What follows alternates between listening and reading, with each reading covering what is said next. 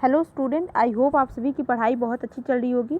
इस वीडियो में हम मैथ पेडागोगी का थर्ड इम्पॉर्टेंट चैप्टर करने वाले हैं, लैंग्वेज ऑफ मैथमेटिक्स, यानी कि गणित की भाषा।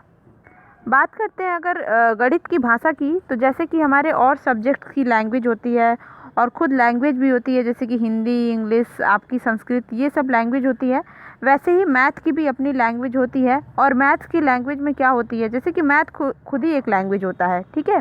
इसको हम जिस तरह से दर्शाते हैं, इसको जिस तरह से हम शो करते हैं, इसका जो अपना सिंबल होता है, इसके जो अपने नियम होते हैं, जो रूल होते हैं, जो इसके सिद्धांत होते हैं, जो प्रिंसिपल्स होते हैं, जिनके माध्यम से हम मैथ की लॉजिक्स को, मैथ के तरीके को समझाते हैं, कैलकुलेशन को समझाते हैं, सांख्यिकी को समझाते हैं, वो सारी की सारी मैथ की लैंग्वेज होती है, ठीक है। और मैथ की जो लैंग्वेज होती है, एक तरह से लॉजिकल थिंकिंग को बढ़ावा देती है, आपके तार्किक चिंतन को बढ़ावा देती है। अच्छा, वो कैसे? जैसे मान लीजिए आपने मैथ में कोई फार्मूला याद किया है, उसमें सिग्मा पढ़ा है, समेशन वाला, मतलब सारी चीज़ों को जोड़ना इसका मतलब होता है समेशन में। आई एम नॉट श्योर कि मतलब इसका शायद वही होता है, मुझे याद आ रहा है थोड़ा थोड़ा। जैसे कुछ भी आपने सिंबल पढ़ा है, मान लीजिए उसका वो मतलब है, तो आप तो उसको पूरा डिस्क्राइब करके लिखेंगे नहीं फार्मूले में दोबारा जब लिखेंगे, या फिर क्वेश्चन सॉल्व करते हुए भी जब उस फार्मूले का आप यूज करेंगे, तो आपको तुरंत याद करना पड़ेगा यार इसका क्या मतलब होता है। तो आपका माइंड पे हिट होगा ना, आप उस तरह से सोचोगे, ठीक है।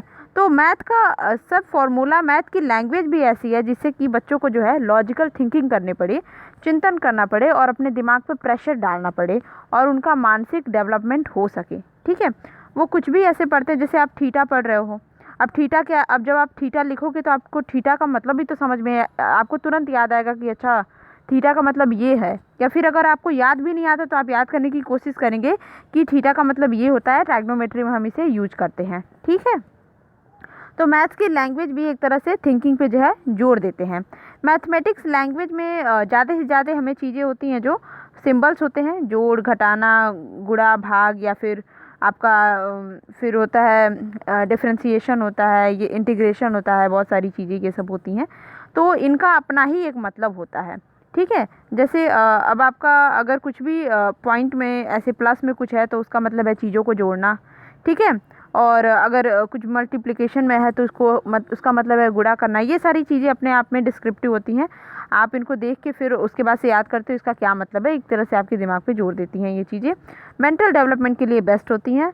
और गणित भाषा की अगर बात करें, इनकी क्या क्वालिटी होती है, तो पहली बात तो इनके अंदर एक्यूरेसी होती है, फिक्स होती हैं ये चीज़ें, इनकी वैल्यू हमेशा सेम रहेगी, ठीक है। इसमें यथार्थता होती है और क्लियरेंस होती है।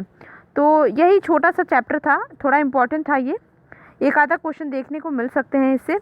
तो यहाँ हमने ये देख लिया, इसके बाद से मैं नेक्स्ट वीडियो में इसका फोर्थ चैप्टर लाऊंगी, ठीक है। पढ़ाई करते रहें, बेस्ट ऑफ लक।